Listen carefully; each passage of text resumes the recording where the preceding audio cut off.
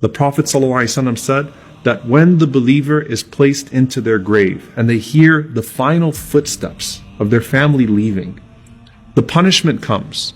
And as the punishment comes from above, your prayer stands up and it puts its hand up and says, "Ma qibali madkhal." You will not pass through me. So the prayer guards your head. And then the punishment comes to you from your right side.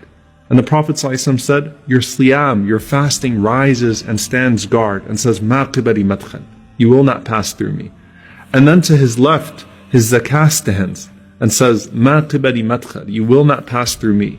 And then at his feet, his sadaqah and sila, his goodness towards his family and then his community, his voluntary charity, his truthfulness, his honesty, all of those things stand guard at the bottom and say, "Ma qibali madkhal."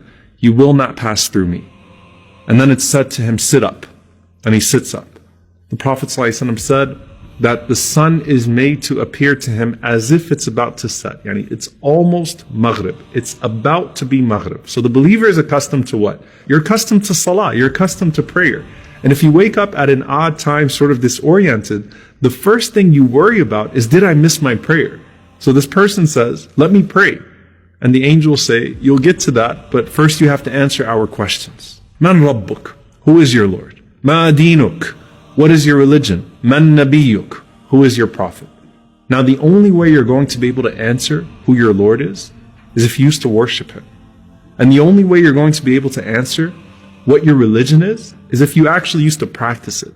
And the only way you're going to be able to answer who your prophet is, sallallahu alaihi wasallam, is if you used to actually follow him. And if you answer right, a voice cries out from the heavens and says, "Sadaqa abdi, my slave has spoken the truth." And subhanAllah, in one hadith, the Prophet ﷺ said that those two angels that were first frightening, they say to you after you answer the questions correctly, "Kunna na'lamu annaka taqulu hadha." You know, we knew you were going to say that. We knew you were going to answer these questions right.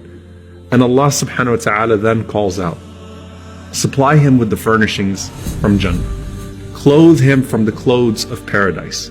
Open for him a gate to paradise so that some of its fragrance comes to him in his grave.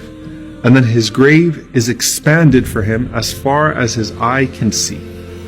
And then at that point, you are laying in the clothes of Jannah with a window to Jannah. And everything starts to feel like Jannah, starts to feel like paradise. This visitor comes to you, and this visitor has this beautiful face, has these fine clothes, and has this pleasant scent. And he says to you, "Abshir billadhi yasurruk, hadha yawmuka alladhi kunta tu'ad." Glad tidings of that which will bring you happiness. This is your day which you were promised.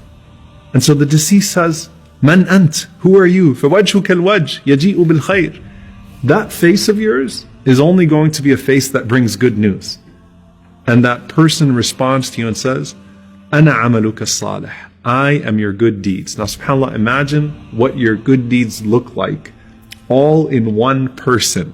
The beauty of that, bi'idhnillahi ta'ala, if you actually used to act upon that guidance from Allah.